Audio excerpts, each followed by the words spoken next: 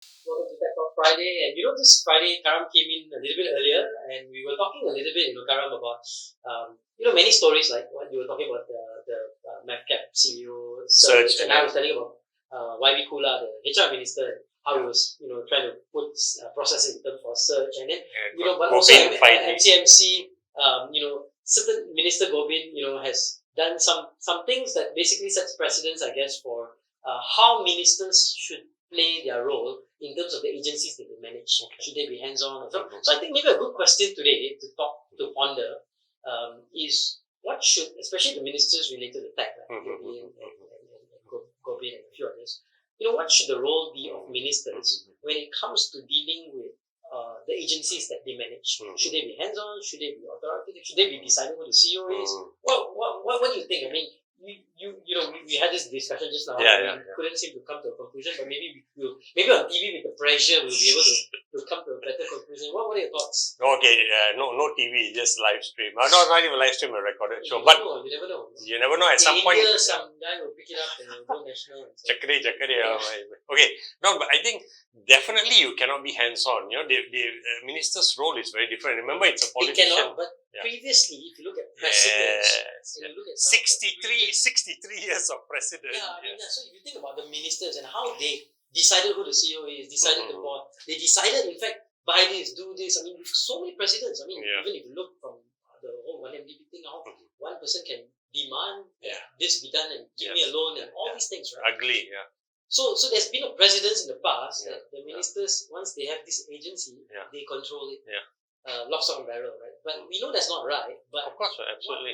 Talk us through some of the good examples we were just talking about. No, I mean, for example, I was going to talk about because at 10 minutes before midnight, MCMC, which is the telco regulator, released its final report on how it feels the spectrum around 5G should be looked at, and that was when all the telco operators realized that the government decided that we should. The government's preference is that we use one single network provider to provide the 5G infrastructure because it's going to be costly. So very practical reasons why. And then, move forward with that. So they saw it January 1st. Then apparently the next day, all the telco CEOs came to see Govt. They didn't go to see MCMC. And they didn't go to see you also, which is a mistake. I'm surprised they didn't come to I know, that's right. Flabbergasting, So they went to see Govt and then... And Govt listened to them, but he told them, look, go and see MCMC. This is under their purview.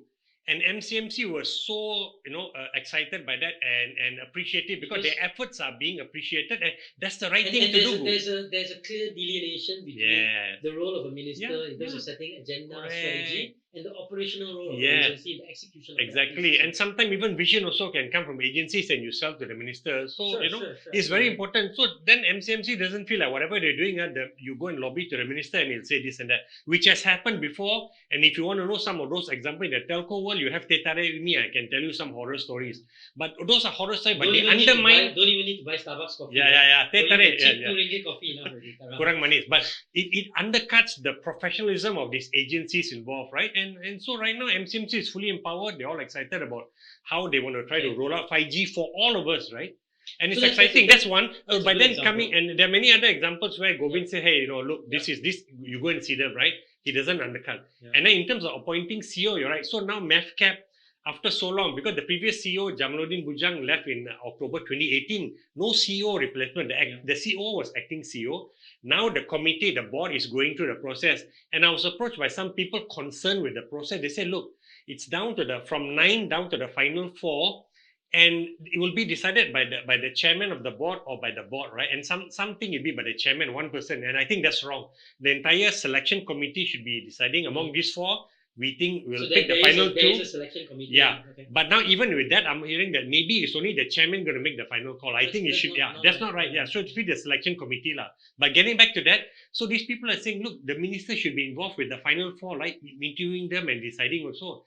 And I was listening to them and I thought this is the old Malaysia habit, right? Where you must have the minister being involved. But Yobin has got the widest portfolio of all the ministries out there. Plus she's pregnant so maybe. Is it? I didn't know that. Okay, yeah. think, For the first time, okay. Maybe I'm making an announcement wrongly. That's why I heard. Okay, but anyway, that aside, we should maybe edit that out loud, okay? But so she's got so many things on her plate and her office, and she gave me a quote in the article I wrote saying that, look, the minister appoints the board, right? And the board does the relationship with the CEO, and the CEO reports to the board and works with the board. So she doesn't want to get involved with that. No, but I think a small handful of people have a problem with that, but I don't. We are now trying to readjust. New Malaysia is trying to readjust to do things the right way. And you've got examples from HRDF also. The HR minister did the same process in terms of when Talent Corp didn't have a CEO. Okay. There was a process. Okay. You have a separate committee. They look for candidates, streamline if they got and ultimately they decided, okay, here are the top few, and then they interviewed, and then they all worked out. Now, unfortunately, there are other things, circumstances which we won't get into. Okay. But there was a process, and I think that is important because I think previously there was arbitrarily people just appointed. Correct. Yeah. And with no search, with no background check, with no anything, right? And it's like I know you, but that doesn't necessarily mean that that's the right person. Sometimes you're lucky. Yeah, sometimes you're lucky. It's always better to have a thorough process. And I think with government agencies, I think is absolutely important.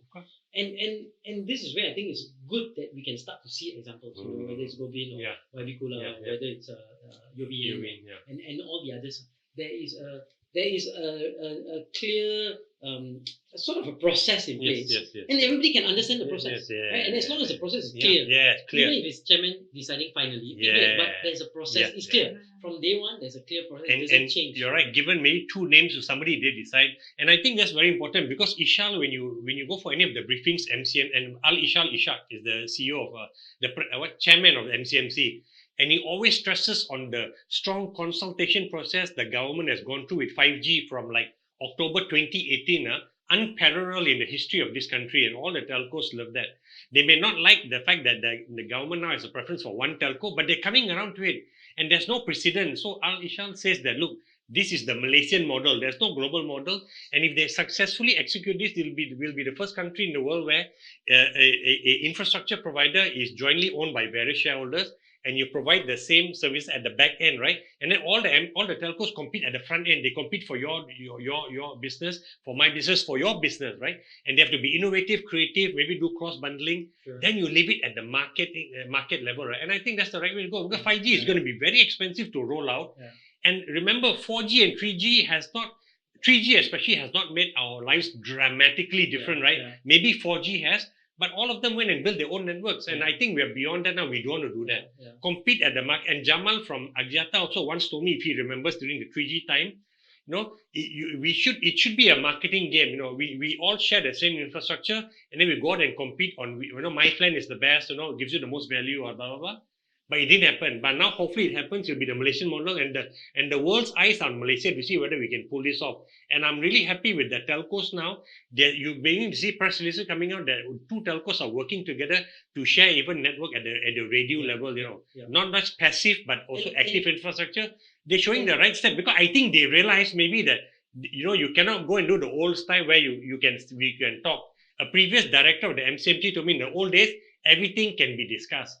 Now with this government, at least in this ministry or with this ministry, it cannot be discussed. And credit to the minister and to the people who directly work for him, like MCMC chairman, Surina from MDEC. Yeah. No, and I think the other piece that's changing is you start to see a lot of younger people getting activated. Is it okay? To projects, to do stuff, to make a difference in the country. Okay. And in fact, on 15th of February, we're having the Make a Difference Summit or MAD Summit. Okay, MAD. Where we're giving 100,000 ringgit to kids to go about and make change. Kids below 19? Kids from 13 to 19. Right? Okay. But I think part of it is you also see, so I think you've got to give a special shout out to what's in the Wai Hong and StoreHub. Fong Wai Hong, StoreHub. StoreHub guys, right? I mean, young boys, they raised $50 million in the last couple of years. In total, 15 million US and 8.9 just last week. Brother Wai Hong, he was part of our Bismarck many years ago. Wow. And his co-founder, Lee Kong Yu. Apparently, she's a fantastic,